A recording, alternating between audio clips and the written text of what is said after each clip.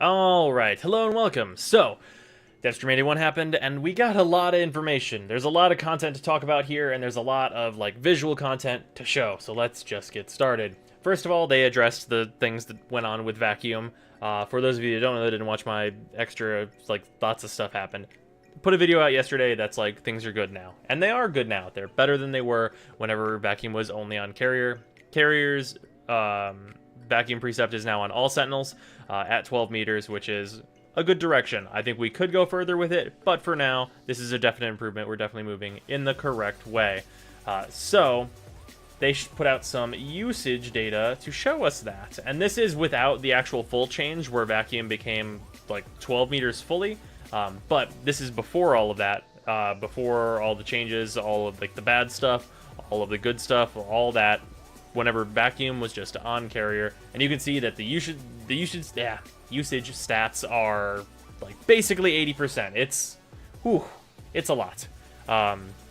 And that's the reason that Vacuum was changed how it was. And you can see over the course of just the not great update, they had already dropped 15% usage of Carrier, and more people were doing stuff with the other Sentinels. Most prominently, you can see it being Helios.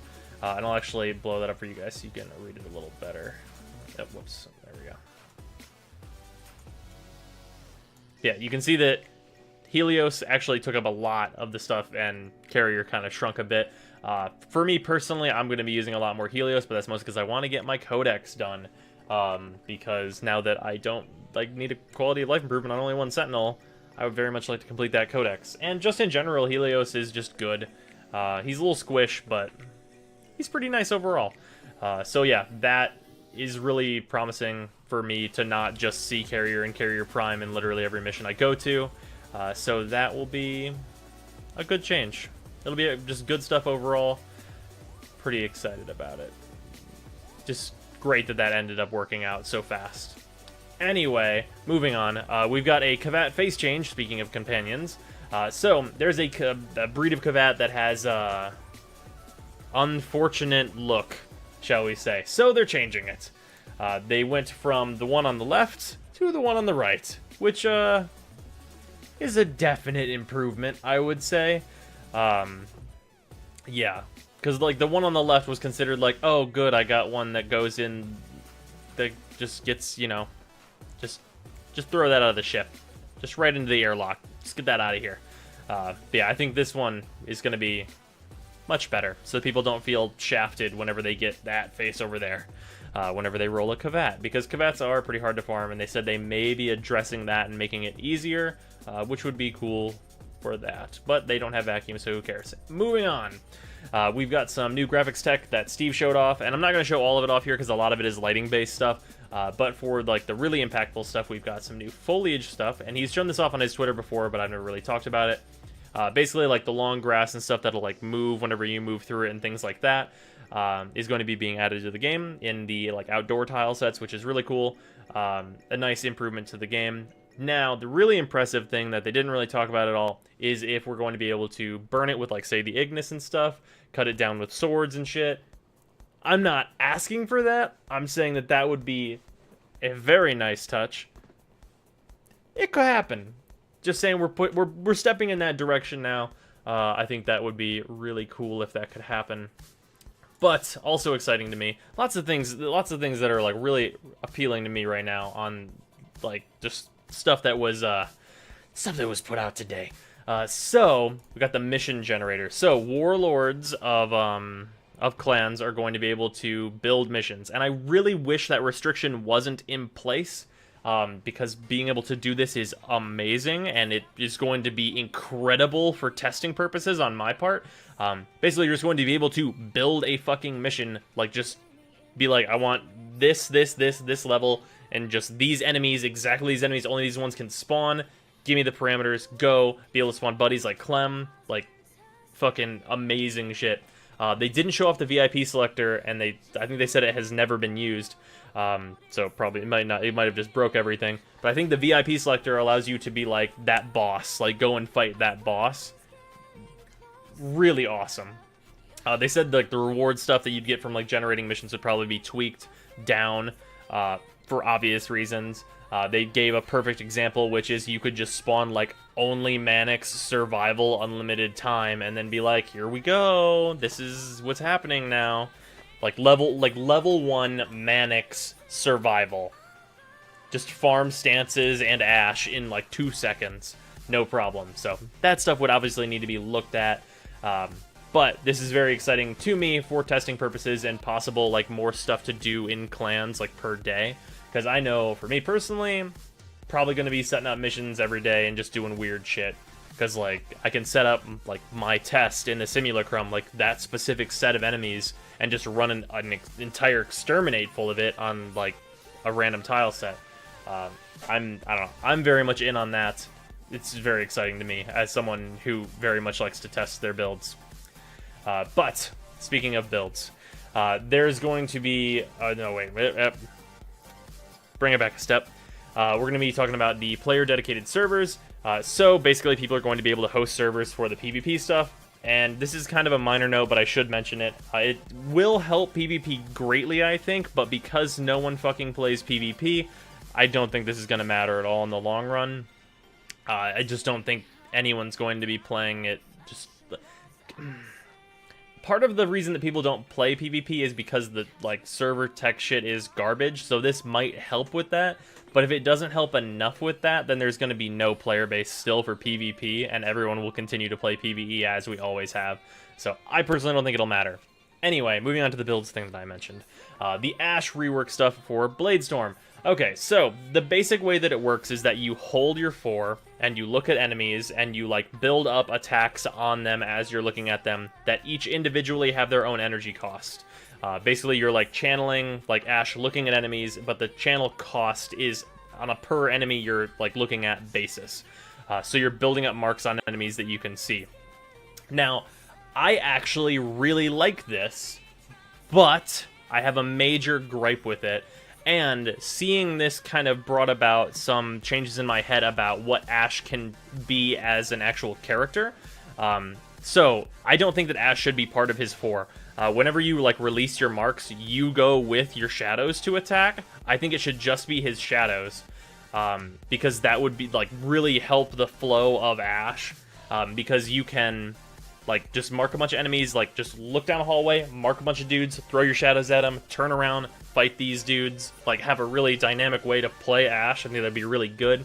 And then if Ashe wants to be a part of his 4, he can just use his 3, and then you're in on the finishers as well. Probably even more powerful if you build a proper melee weapon for it. And adding into that, invisibility already builds on melee, which is on Ashe's too. So you're building like melee combo and stuff and using your 3 while sending shadows that are also being built off your like your combo counter and stuff, sending those out to fight enemies. And then you could have like maybe some mechanic with your 1 to also build into that and make Ashe like a stealth melee character that we don't really like.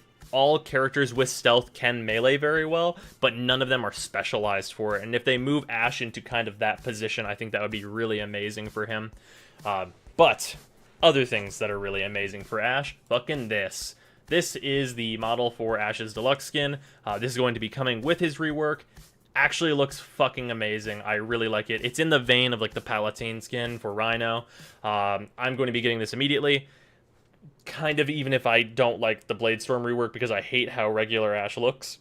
So this is kind of what I'm kind of just doing this no matter what, just so that I actually like how Ashe looks and don't mind playing him as much. So yeah, there's that. Anyway, moving on, we'll get to some other deluxe skins later as well.